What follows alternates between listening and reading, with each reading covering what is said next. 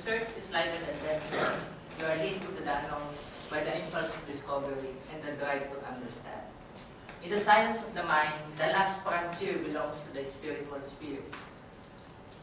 But for the sake of making the field a hard science, psychology and psychotherapy from the start distance themselves from the subjective, unquantifiable, and mysterious elements of human life, dispelling spirituality as a distractor in the quest for knowledge. Due to positive and powerful effects of spiritual beliefs to health and well-being, there is an absurd of interest in spirituality among counselors and scholars. Global surveys indicates that the Filipinos are the world's most spiritual people. Spirituality impacts the counseling dynamics. Research also indicates that it is the main source of coping and buffer against stress among Filipino counselors and clients alike. Yet, there is little research on the spiritual dimension of Filipinos from the psychological lens. To quote a British navigator, "Here was a little-known region. It began us to come and explore." Spirituality needs to be defined first operationally so that it becomes amenable to scientific investigation and pave the way for the integration of spirituality into counseling. The main quest of this study is to explore the implicit theories of spirituality by harnessing innovative methods. Using multiple types of research data, we envision to push the boundaries of knowledge on spiritual realms. Today, I am going to present to you two parts of my large research on Filipino spirituality. The first study is a consensual qualitative research wherein we harness the consensus of multiple researchers in order to construct findings. As for the sampling, so we have 17 counselors and 17 clients chosen through proportional auto-sampling in order to match the national distribution of population. They belong to diverse range of institutions. For the instrument, we use interview guide, wherein we assess the implicit theories of spirituality by asking the respondents how do they define spirituality and describe the characteristics of a typical counseling interactant whom they consider spiritual. As for the data analysis, we followed CQR guidelines, wherein 3 researchers examined the data independently and reached consensus on their interpretations. For the validity checks, we utilize the following. Here are the results and discussion of Study 1 regarding about the definitions of spirituality. As you can see, among Filipino counselors and clients, transcendent belief and connection with God as a definition of spirituality has the highest number of endorsement among counselors and clients alike. Greater belief and connection with oneself is only unique to the clients. Here is the figure showing the different various dimensions of spirituality, definition of spirituality given by both respondents group. Self-confidence and self-awareness is only unique to the clients. The responses given can be viewed as overlapping dimensions rather than different definitions of spirituality. Thus, spirituality is a multidimensional construct with diverse aspects. It represents a series of interrelated elements that work together in order to form a cohesive yet intricate whole.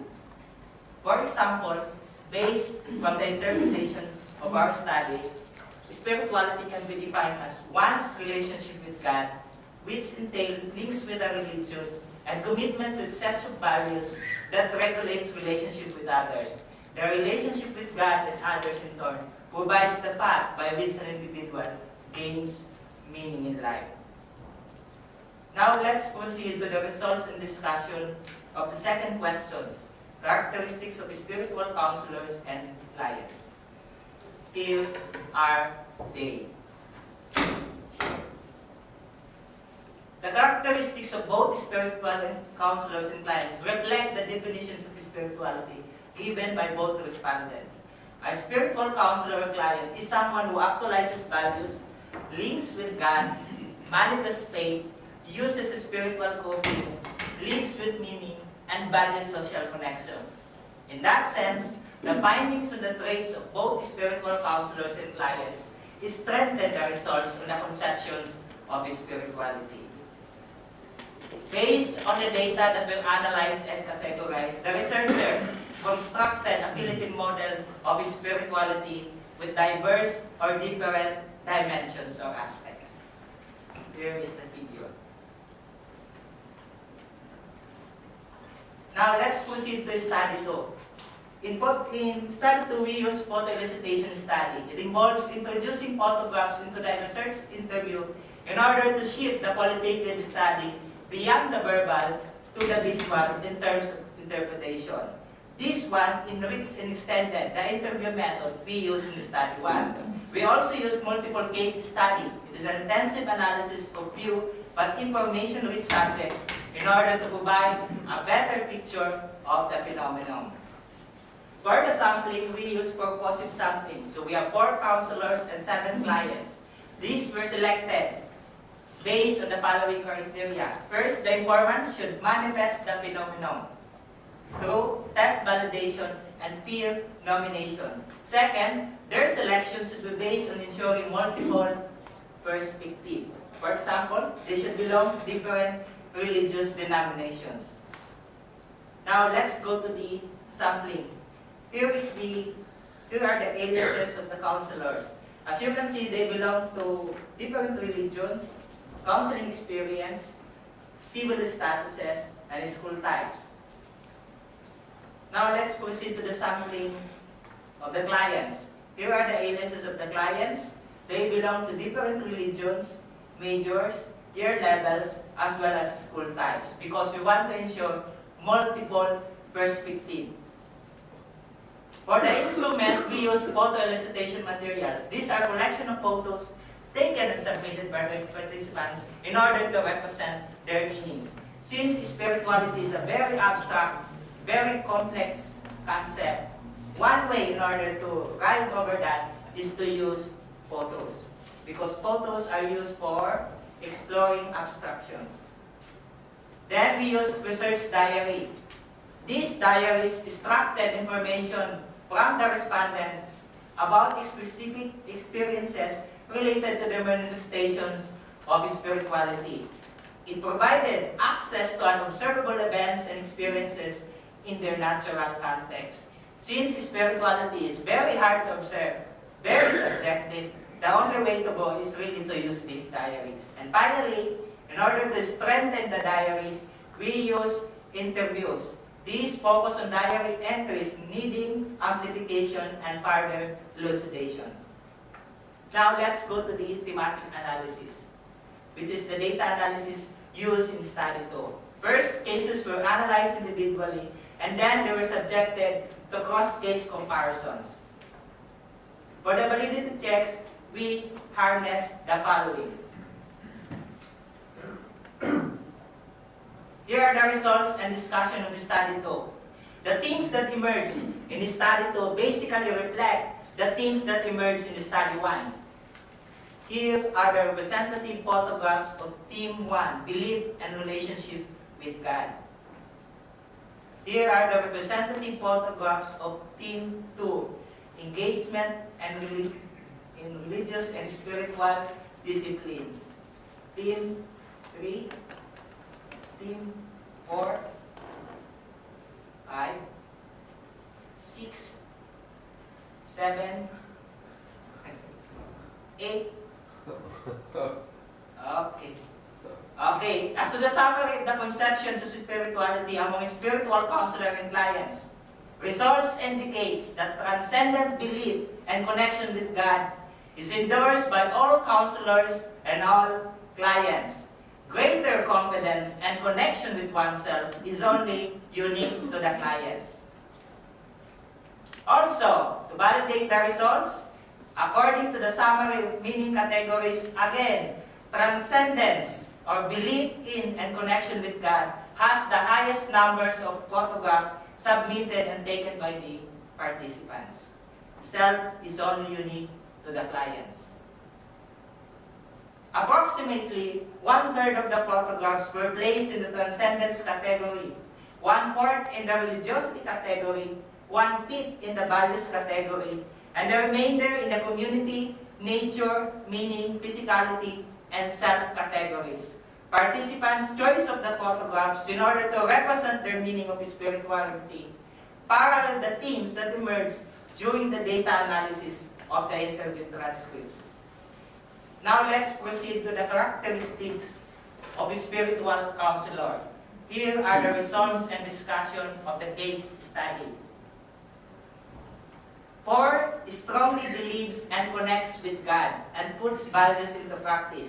3. Engages in religious activities. 2. Connects with others. 1. Finds meaning in life and appreciates nature. Now let's proceed to the characteristics of spiritual clients. 7. Believes in and connects with God and involves in religious and spiritual discipline. 6. Manifests values. Other indicators cited are the following. Here is the summary of the characteristics of spiritual counselor and clients. They are described mostly as strongly believing and connecting with God.